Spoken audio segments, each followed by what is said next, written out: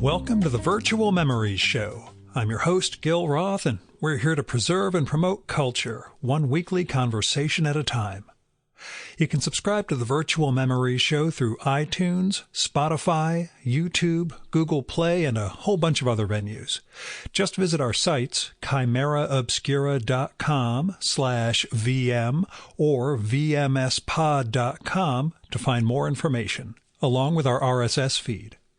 And follow the show on Twitter and Instagram at VMSPod. Well, things are they're better than last week when I was getting annihilated by an infection around my wisdom tooth. That seems mostly under control now. The pain I've got seems to be from the incision that they cut to drain some of the infection. That was the morning that I ended up recording the intro to last week's show, which all seems like a blur.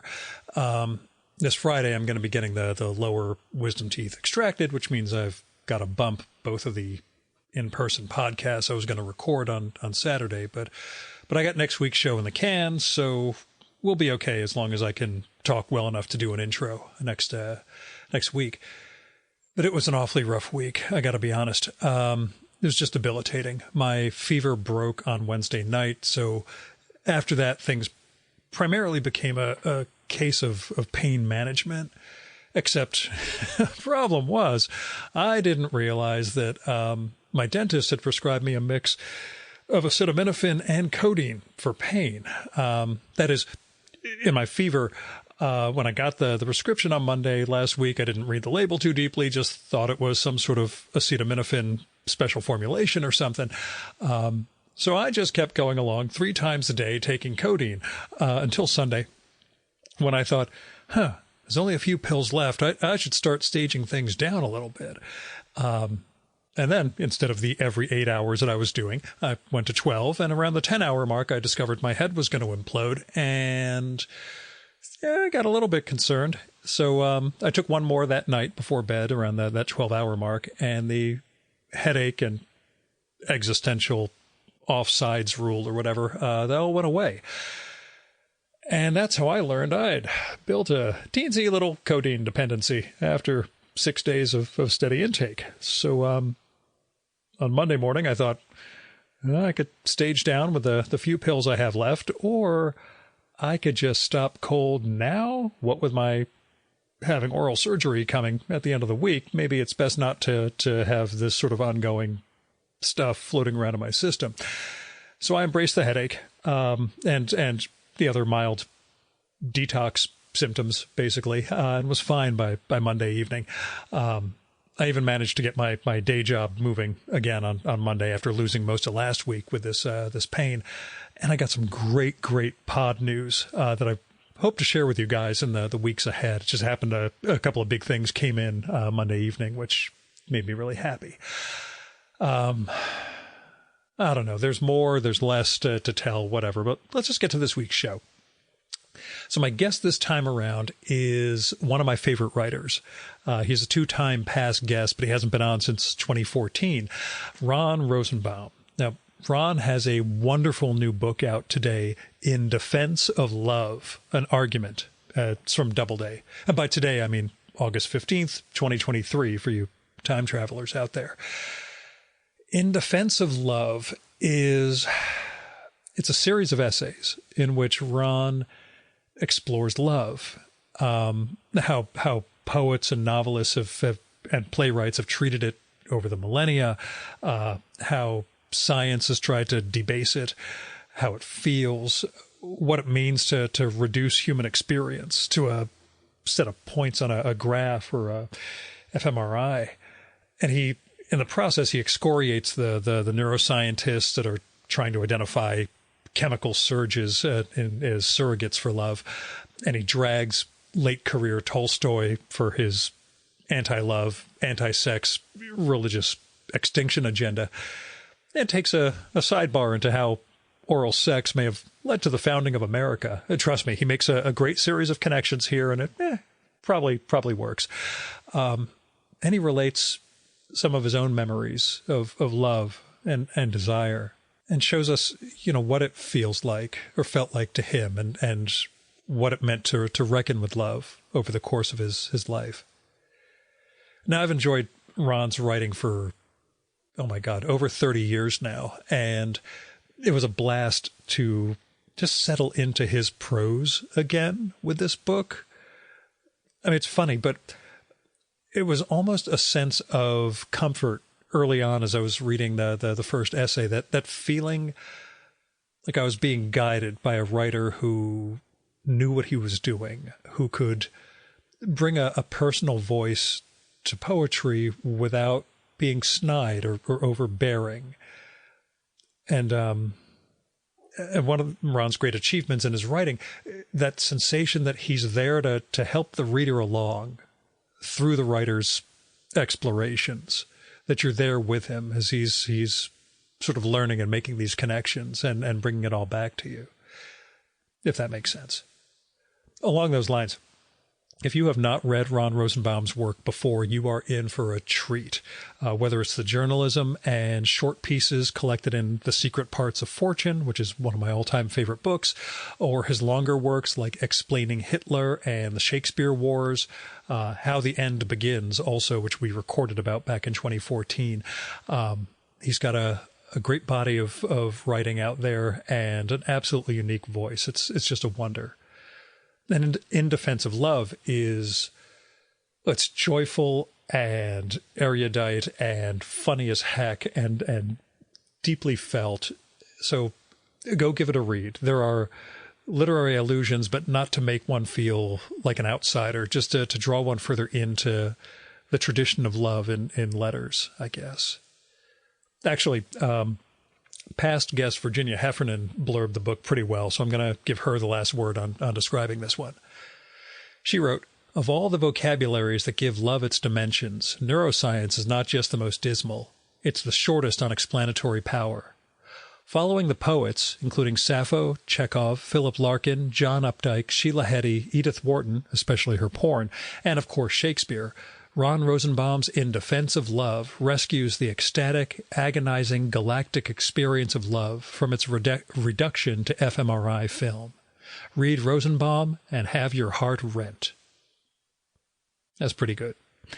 Now, as caveats go, I'm going to be honest. Ron's got some health considerations that meant we had to record this one outdoors at a cafe in New York City on a Sunday summer afternoon. So there's a lot of noise. I filtered out what I could. That's going to leave both of us sounding a little echoey because it gets rid of a lot of the ambient noise, and it's tough to fine-tune. Couldn't do much with the sirens and loud dance music from passing cars, but, it works well enough, so stick with it. Oh, and there's a question I asked during our conversation that Ron couldn't answer at the time, but he emailed me later with a response, and I'll fill you in on that right at the end. And here's Ron's bio. Ron Rosenbaum was a Phi Beta Kappa student of literature at Yale and briefly studied at Yale Graduate School before leaving to write. His work has appeared in Harper's, the New York Times Magazine, The New Yorker, Esquire, Vanity Fair, Smithsonian Magazine, and Slate, among other publications. He was a columnist at the New York Observer and the White House correspondent for the Village Voice during Watergate. His book, Explaining Hitler, a New York Times Notable Book of the Year in 1998, has been translated into 10 languages. Random House published a collection of his essays and journalism, The Secret Parts of Fortune, in 2000. In 2006, he published The Shakespeare Wars, which Cynthia Ozick called a spectacular book. He has been a member of the advisory board of the Royal Shakespeare Company's Publications Project and the editorial board of Lapham's Quarterly. And now, the 2023 Virtual Memories Conversation with Ron Rosenbaum.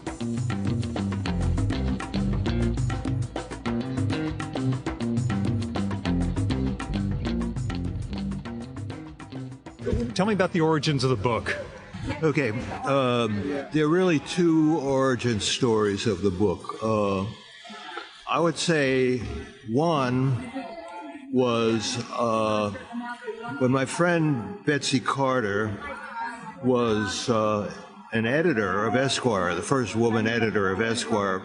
She was also, for a long time, a close friend. She and I used to talk about, she was married, but she and I used to talk about love songs a lot. And she told me this story. I think she told it, maybe I told her this story she wanted to assign me a Linda Ronstadt profile because there was this story that actors and actresses, when they wanted to do crying scenes, would put themselves in a small room and play Linda Ronstadt's song, Long, Long Time. It was like the tears would just begin to flow. And it's true of me, too. I mean, and especially if you've ever had a bad breakup.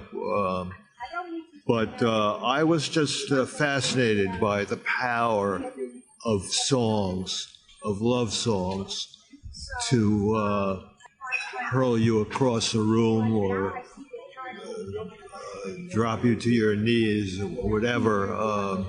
And I had a great interview with Linda Ronstadt. You can find it in Esquire. And she had so many great things to say. But I just began to listen more attentively to love songs. And it was shortly after that I had a Vanity Fair assignment to travel with Willie Nelson, and he did some brilliant love songs as well. We would go into all these beer halls in South Texas with tough guys just out from the planes, and they would be in tears at Willie's songs. So anyway, I became fascinated. I'd always loved music, and I'd always loved love songs, but that was a long time ago.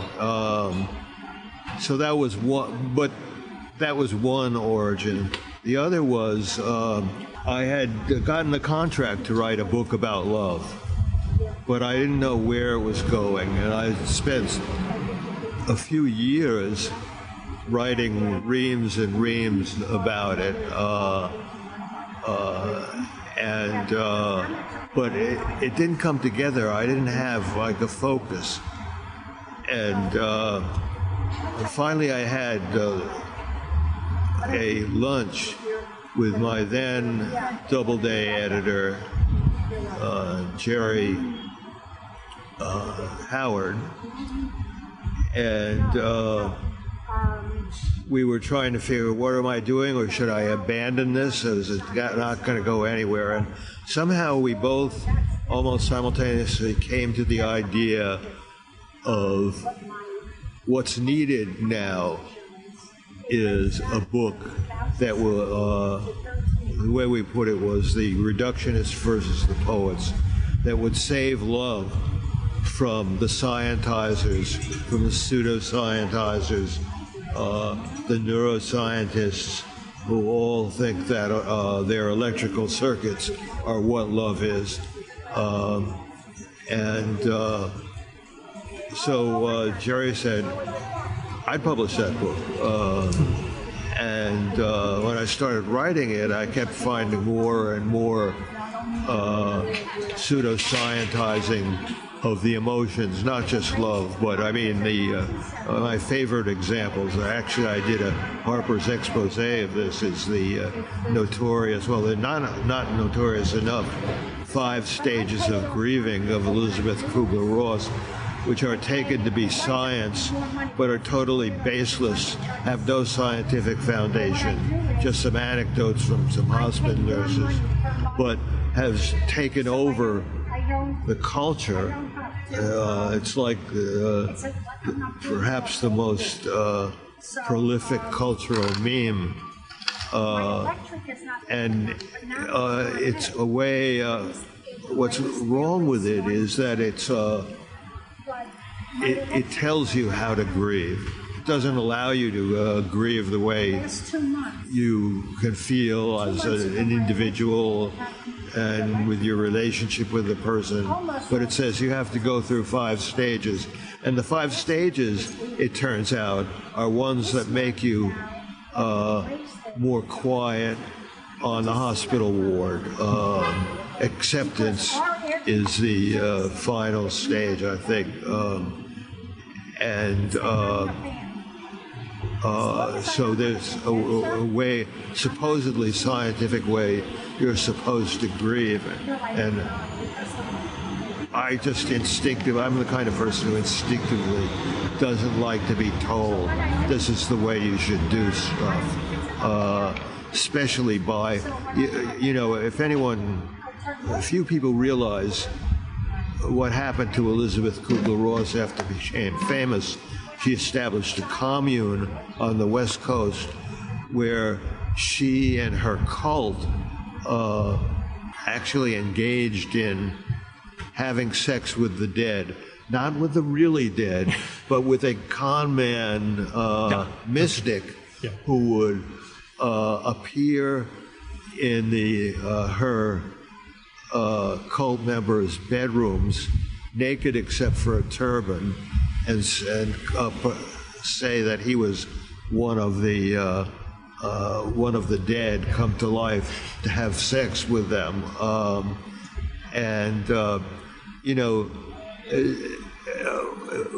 why do I tell this story? Because it's a great story, but of course. it's about how bullshit science can lead people astray and to ridiculous lengths, depths, whatever.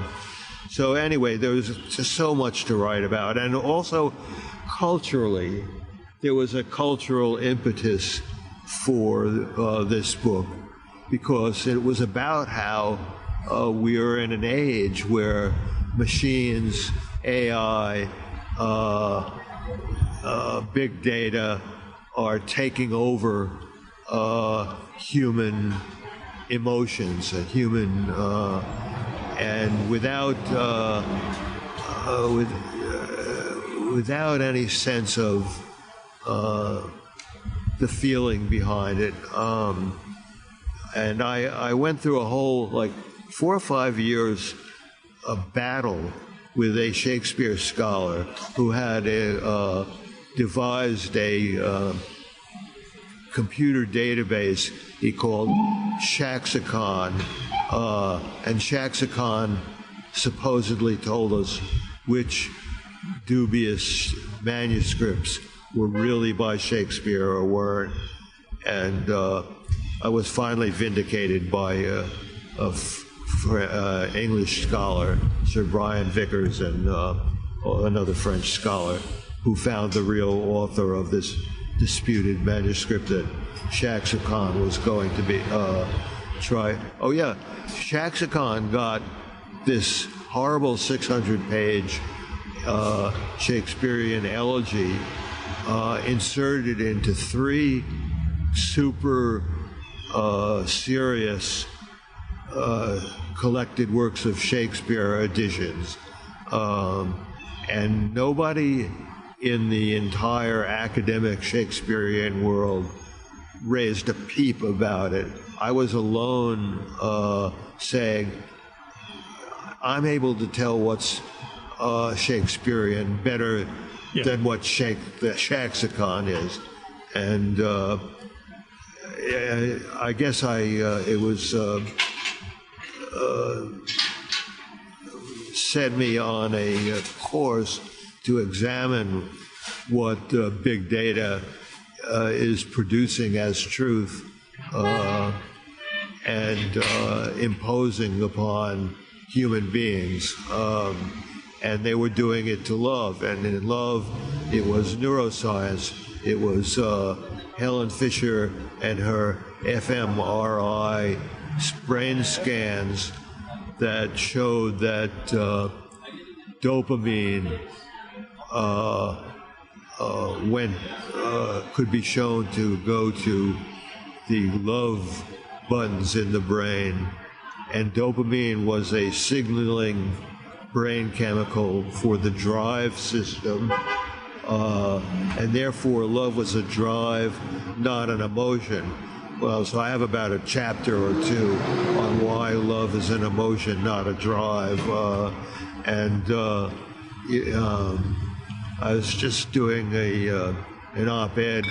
So I wish I had included this image in the book, in which I say, love a drive, not an emotion, which she insisted on. I said the graves of all the great poets burst open, crying out, no, it's an emotion. What do you think we spent our entire lives? Right. And the difference between a drive and an emotion is that in a drive, you can draw a straight graph line. You can make calculations on it. In an emotion, you can't do that with feelings. I use the example of Philip Larkin's poem, "An Arundel Tomb," and it has this beautiful last line about love and dying.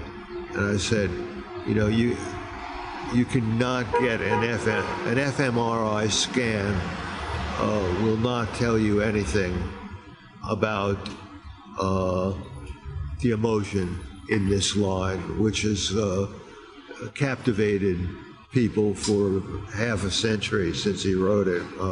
Anyway, so this was a long answer to your question about what got me started.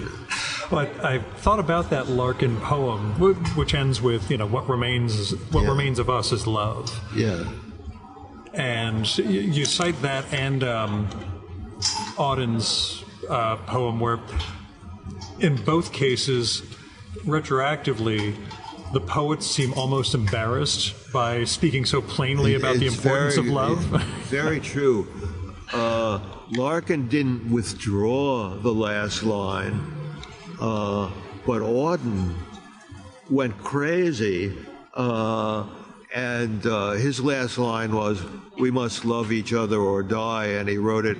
It was the last line of a poem he wrote on the first day of the Second World War. But after some consideration, and he was asked to anthologize it, he said, "You can never republish my poem, the long poem, September 2, 1939, I think it was called, if you include that last line." He eliminated the verse. He sued people. Some poets are, when they allow themselves to evoke or provoke emotion, find themselves embarrassed. That's what it felt to me, that the sentiment in both cases is totally accurate, and it just feels like they hated being so plain spoken and straightforward, that this is the thing that matters most. When in their poetry they can be a bit elliptical about things, and just that sense of that's the real stuff coming out. So that you just can't cover. Interesting. I mean, the great poetry about love will often be like a sideways glance, something that doesn't go at it directly, but you have to feel that you read it again and you realize that there's a deep well of emotion behind this apparently meaningless gesture, going to the dry cleaners, whatever. Yeah. Do you remember the first time you fell in love? Well, it depends on what you mean by fall in love. But I do remember first grade. I was sitting. There was a girl in the first chair, first desk, and there was someone in the second desk. I was in the third desk. I felt love for the girl in the first desk. I didn't know what it meant. I'd never felt it before, but I don't think this happens to a lot of people who don't feel love until later in life. But I felt the kind of love that I still have felt many years later. And all I remember about her now is that she had braids. So that was the first time I felt the feeling of love. And then there was a long period all the way through grade school, high school, and college where I would feel love but have no one to love me back, or I was too shy. If you have red hair, you have to understand that some people, like me, feel or are meant to feel, outsiders, aliens, anyway, difficult to approach girls. Yeah. Fortunately, the first time I felt love reciprocated was in college, in a mixer at Yale. And there was this chick who dressed in tribute to Faye Dunaway and Bonnie and Clyde. She had the beret, she had the suit-like thing, I don't know. And somehow we hit it off. I don't know if I felt love for her so much as lust, but I convinced myself I was feeling love. That is one of those challenges, reading the book. I've got there is the love. There's also the lust, not quite bordering on love, but it's the balancing act of that. And it's the centerpiece of the biggest chapter in the book, certainly the one on Tolstoy, which we should tell the listeners. While there's the discrediting of the scientization of love, you also do a pretty deep reading of Tolstoy's last three novellas or full novels. The Kreutzer Sonata. Kreutzer Sonata. The Devil and Father Sergius. Yeah. It was my editor, Jerry, who suggested I read Father Sergius, and then I read the other two. I don't know, it wasn't officially a trilogy, but late Tolstoy finds him viciously hateful towards love, sex, sexual reproduction, so much so that he is willing to see humanity die out if they would listen to him and stop fucking. No more reproduction. Or maybe you could fuck as long as you didn't reproduce. And some of the liberal intelligentsia in the, what I call the Moscow-Petersburg Excella corridor of the time, the chattering class would say, oh, he must be ironic, particularly in the Kreutzer Sonata, which, explicitly argues for self-extermination of the human race. And when Tolstoy heard that people were saying he's being ironic, he wrote what he called a postface, non-fiction postface to this novella that demanded that people read it non-ironically. Yes, he wanted people, the human race, to die out, and it would be a good thing, the sooner the better, because the sooner the better, there would be less time, because eventually the sun is going to cool, everyone will die out anyway, but this way we'll all die out fast and we'll have less time to commit these shameful, he called it, swinish acts of sexual reproduction that we wouldn't stop doing, wouldn't listen to him. So basically, when people would say, Tolstoy, you're saying you want the human race to exterminate itself? And he say, yes, but in doing so, if we do it fast, we'll have less opportunity to become swinish, pigsty type animals. So there's something in it for us. Glass half full, as I said. You missed my favorite line in the book. Yep. Glass half full. Yep. With the will be less disappointing to God, I guess, with his mentality. But where does that change happen in Tolstoy from someone who could write Anna Karenina, who could explore with some morality, but still explore what love was like? Well, there are two answers to this. Scholars say that somewhere between 1879 and 1883, he had some kind of transformative experience that changed his whole attitude towards sex and love. However, it was really interesting. I came upon an essay in the TLS, my favorite publication, by America's leading Tolstoy scholar. I have her name. It's on page 85.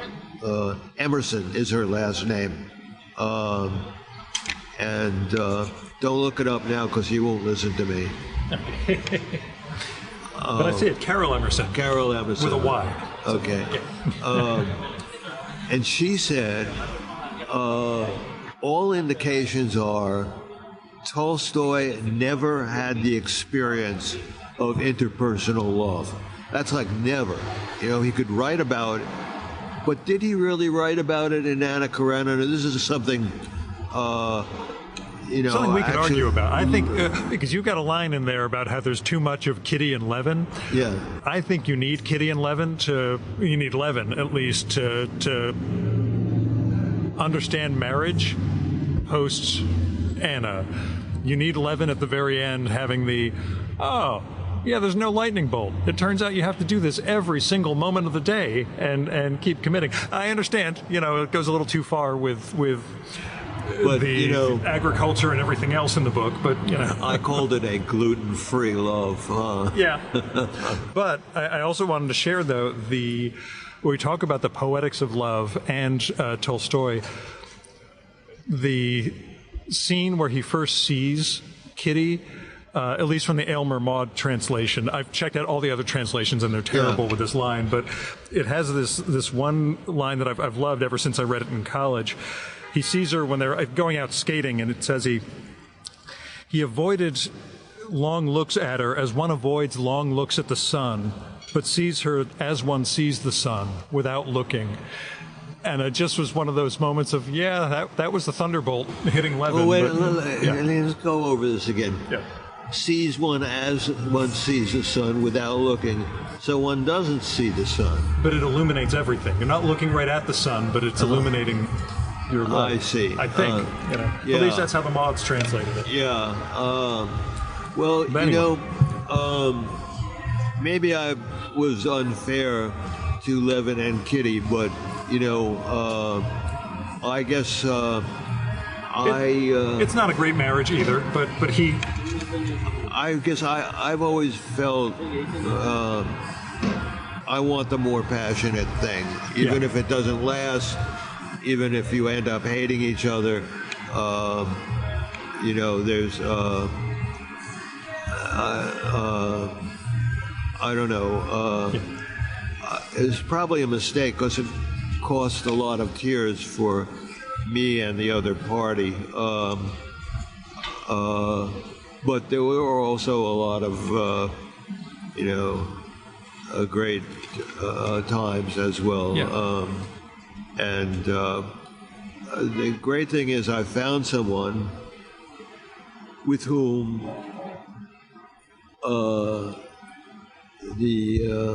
I could feel continual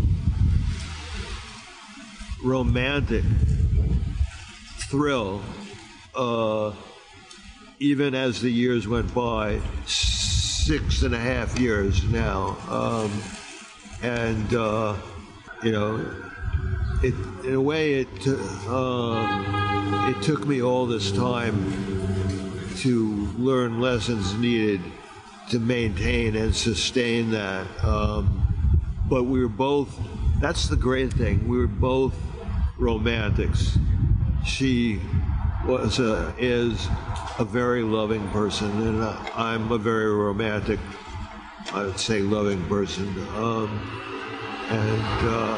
So I feel like I won the lottery finally. Yeah. You bought enough tickets. Yeah. But with Tolstoy, she contends he just never... What's that? Tolstoy, though, just never had that love as opposed to responsibility? That's what Carol Emerson says. And,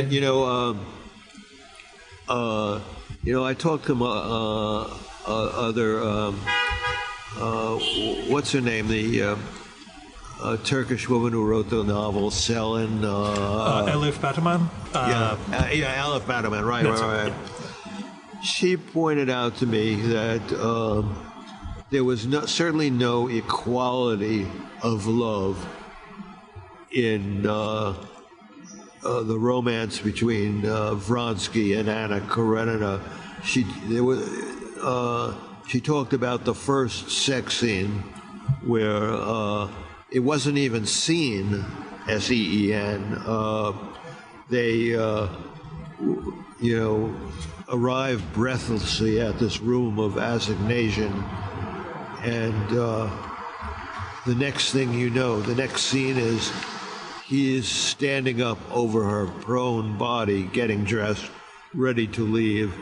And the rest of the novel really is her wishing that there could be equality, and never really getting that, and ultimately,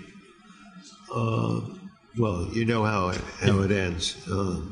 And that decision on your part to really tackle one of the literary greats in the course of this book, I thought about that. I was talking to my girlfriend the other day how, not consciously, but maybe unconsciously,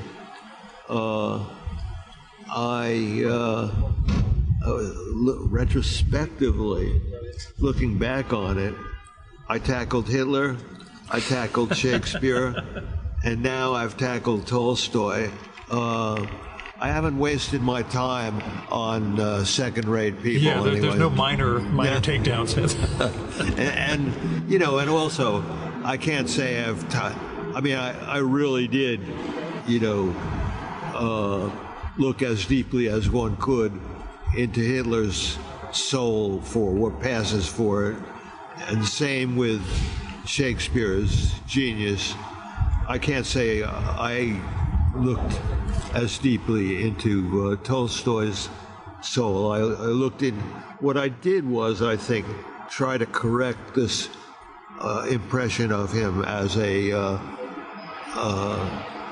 always this white-robed sage, dispenser of great wisdom, when in fact, according to his wife's novel, which I do spend a lot of time on, he could be a cruel, heartless, unloving human being when it came to a real being involved with a real person, and that suggests that he may not, if Carol Emerson is right, have had the experience of interpersonal love as we think of it. And but to me, that's kind of shocking and interesting and worth telling people about who mistakenly reverence his words.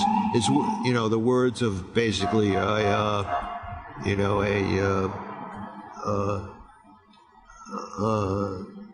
don't know, self-inflated guru. Yeah. But you get the two great novels, and you get some of the short stuff, the shorter pieces. But I wouldn't disagree at all.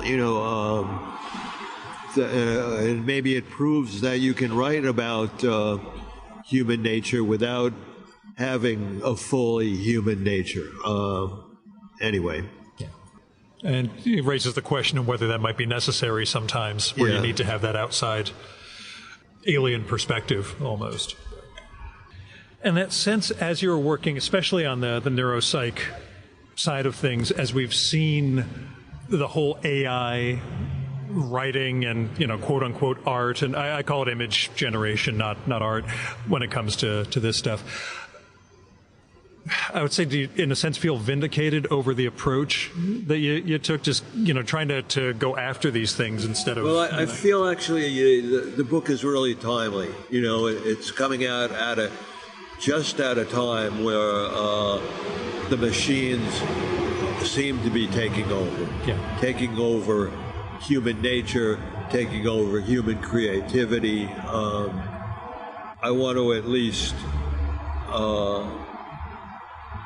offer a subtitle is an argument against that. Yeah. One of the things I never asked you from our conversations in the past, and you mentioned in the book at one point that your superpower is close reading. Where did that start? It started at Yale, actually. Yeah. It started, actually, I would say, probably my second year, a Chaucer class, and I had a really smart, I wouldn't say it was charismatic, but his intelligence was sort of charismatic, and it just showed you how you could take a fragment of a sentence and find a whole realm of excitement and signification you hadn't seen before, and it was like magic, really. It opened up text, opened up sentences. It opened up the work of great writers in a way that I might not have ever had that experience. And Yale, this was the time where Yale was going through a transition where there was this guy, William Wimsatt, who was famous for the three fallacies. I can't remember what the three fallacies were. But the fallacy was fallacy of intentional form. Well, one of them was, and this was an important one to me, was that it's a stupid mistake to try to translate biographical events into the meaning of a poem or a work of art. That a work of art should be allowed. It's not, you could carry that too far. I mean, there are instances where, something's clearly derived from biography can mean something, but before that, you should give a poem or work of art the respect that it deserves on its own, without saying, oh, but this was when his marriage was going bad. I hate when I see that, and you still see it. So there's that, and then there was also the French postmodern, post-structuralist I don't know what to call it. I don't care about it. The theory, all the theory guys. I just remember, Lacanian. I remember going to lectures of these people, and it was so like masturbatory. It was all about them, and had no respect for the work, I feel. So anyway, I was glad that I caught the tail end of that. I feel like a lot of my writing or reading or life is coming in just at the end of the golden age. Yeah. I was at the end of the golden age at Esquire, where Harold Hayes was still editor, and there was just an appreciation for my idiosyncratic way of, I had no formal journalistic training. I just followed my nose, and I found a welcoming and an appreciation for who I was and what I was doing, even though it was not like a lot of other journalism. But then it was the end of the golden age. Invariably, it's you're lucky to at least get the tail end of it. Yes. Since, anyone coming up nowadays is just... Well, it's really so bad. I was having this discussion with someone the other day. It really was a golden age for magazine writing, for long form, 15,000 word pieces about people that were not celebrities.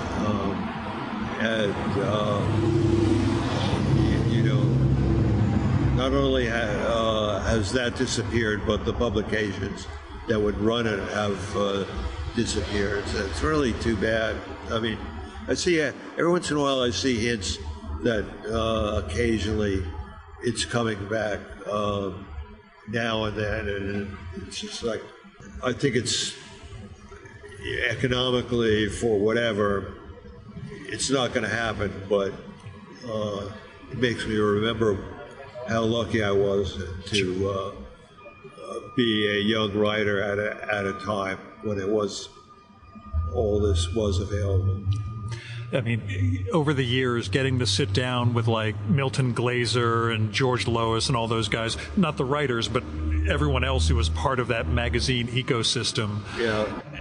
And just they were titanic personalities in their way, but they were also making monuments. And it's that sense that we don't have, now it's just, can you make a pile of money quick? I think that's a good way of saying it. I mean, there's a certain amount of celebrification of them, but it's because of their work was just so thrillingly excellent. Again, like with George, you go make the Muhammad Ali St. Sebastian poster and get back to me and tell me that you're really good. But yeah, it's for me, I got to see this stuff just as a kid. I was a child reading some of these things, and we always look back at another generation having those sorts of opportunities. But yeah, nowadays I have no idea. So what book or poem, captures love for you? Oh my God! Is best. I mean, you bring up those lines from Larkin and such, but is there someone you just devote yourself to as an author? What if you gave me a chance to think about this and I could email you? Yeah, hit me up afterwards, because that's where do we find love, I suppose, is What's that? Where do we find love? In the library, at least. That's always a question for me, what the good stuff is. But you can zap me afterwards. We'll talk about it. I love libraries. And speaking of Yale, I finally got to the Beinecke Library right before the pandemic. That such a cool place? Yeah, it was a Well, I know you don't hold him in high regard. Harold Bloom's memorial service, and we were in the chapel for the memorial, and afterwards a reception was going to be at the Beinecke, but in between, when they opened the door after the memorial finished, snow, just this insane snowstorm was going on, and I thought, I could drive home now, or I could finally see the Beinecke and risk my life driving home. I'm going to do that instead. I'm going to actually risk my life and spend an hour or two just basking in these books and eating Yale catering. And the drive took about 2.5 times longer than usual, but I made it, and, I got to see that, again, monument of a library. But let me ask, within the In Defense of Love, with your final chapter, I don't want to say memoir aspects of it, but that the personal stories of love, of regrets, of things you did that you look back at and just, I shouldn't have done this. How comfortable were you, I guess, sort of exposing that part of your life? Okay, please don't use memoirs. No, it's not memoiristic. It's just anecdotes of love. You're trying to share stories. Not anecdotes either. Okay, tell me. Memories. Rather than... and I focus on a couple, and one is where I learned something, where someone I was in love with called my attention to the fact, in a dramatic way, which you could describe if you want, but in a dramatic way, called my attention to the fact that my relationships almost never lasted more than 2 years. There was an expiration date. Yeah. In this case, there was a reason, because she wanted me to move down to Washington to live with her. And I couldn't leave New York, or I kept making excuses. But then I thought of it. Took me years, because I was really hurt by this. And it took me some years to figure out that she had a point, that there was something problematic, let's say. And I diagnosed it as the fact that I'm a loner, or that's what I thought, that I'd rather spend Sunday afternoon at home reading than doing some couples thing. That's just that. It's not like an overall truthful thing, but it's an example of the fact that I was in love with reading in some way, as much, not as in the same way as I was with women. And here's, I think, an important point.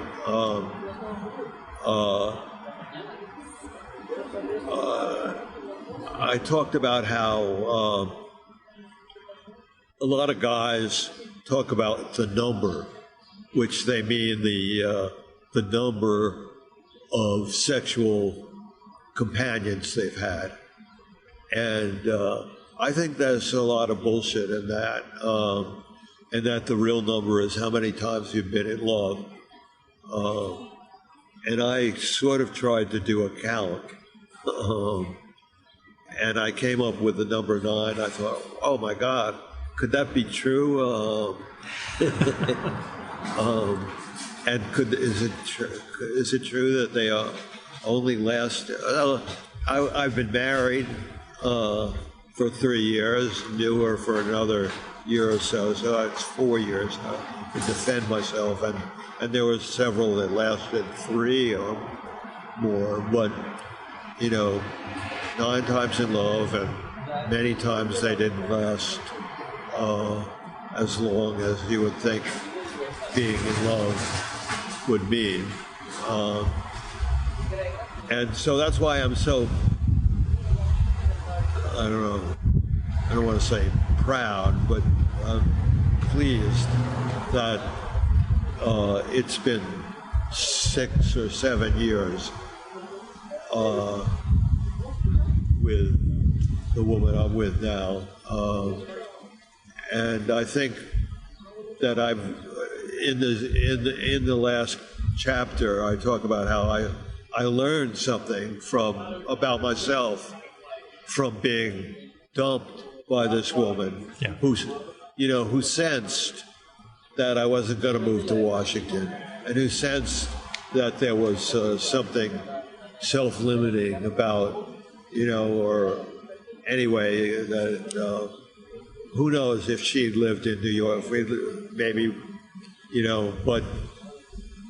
but she was right, I was angry and hurt, but she had a point. I don't, and I'm looking back sort of grateful to her that, because it wasn't easy for her. She said, she talked about how hurt she was, that she felt she had to do this, break up with me. And then the other one was complex because it was with a woman who had metastasized cancer, a lot of pain, and I talk about how we took one of those medic jets down to Duke to get her into a trial, which seemed to actually work. Just still a lot of drama,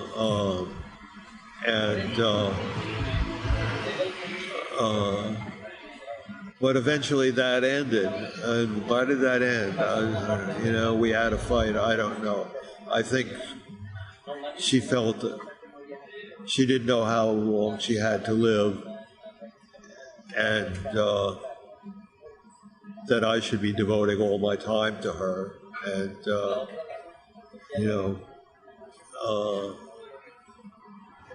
books. I was devoting a huge amount of time there, but not enough, I guess.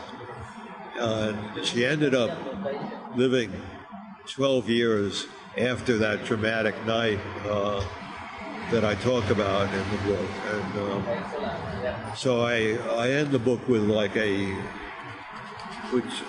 sort of, I don't know if it's beautiful, but just a memory of the two of us when she had a brief interim from her suffering from the cancer, and we were in Brighton, England, sitting on the pier, eating fish and chips, and listening to this old-fashioned brass band playing this song. I don't know if I ever heard it before, but it was Jerome Hart, 1934, When I Grow Too Old to Dream. And I don't know, when I think about it, I almost break down in tears. It wasn't, I don't know, there's not like some direct lesson from that, but there was just something beautiful about the fact that we could spend that time together.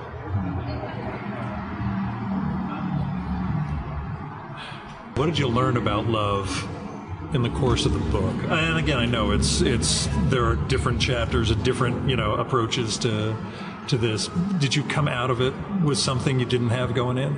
Well, I don't know. I might have to email you this, but if you ask me now, I'd say, just there. I don't have any rules to give people or any great discoveries, because I think it's so much idiosyncratic, so much, what goes on between the two of you that, I guess I was trying to write this op-ed, and I ended it with this quotation from Chaucer's Canterbury Tales, from his description of the wife of Bath, who's a great Falstaffian female character. She's had like 7 husbands, and she's a force of nature. And she wears this locket. I think it's around her neck, but I didn't remember what was on it. Was the Latin inscription, Amor vincit omnia, love conquers all. And I guess that's what I've learned, you know. There are like a million lessons you can say you got, but love conquers all. It's not it's going to defeat any attempt to make sense of it. It's a good note to leave off on. But last question, who are you reading? What? Or what have you been reading? I'm rereading Hilary Mantel's 1,500-word trilogy, Wolf Hall, Bring Up the Bodies, and the third one, The Mirror and the Light. And it's like the best reading. I just love to have it to dive into. Mm-hmm. It's just amazing. You would think, how does she do this? How does she write about these 16th century people? Actually, I think the great passage in my book is about Anne Boleyn. I think that's the great. It's the greatest pun. I'm embarrassed we didn't go into the chapter on oral sex. I should have mentioned that. And I'll mention the introduction for sure. That Anne Boleyn gave her head for us. But anyway, Hilary Mantel, it's just like unbelievably brilliant, and just like, you know, you can't stop reading it, or I'll probably reread it a third time because anyway, there's nothing new that I can think of that equals it.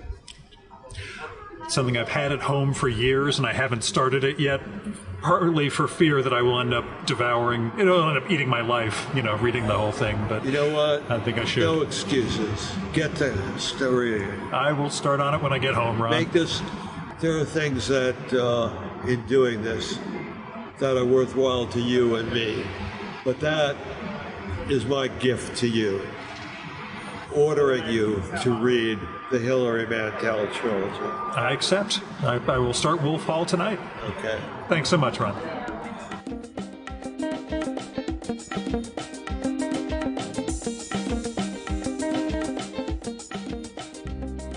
And that was Ron Rosenbaum. His new book, In Defense of Love, An Argument, is out today, August 15th, 2023, for you time travelers. It's from Doubleday, and it makes an awfully good case for love. It is also a wonderful dive into literature, poetry, the fallacies of neuroscience, the joys of oral sex, and the importance of our regrets.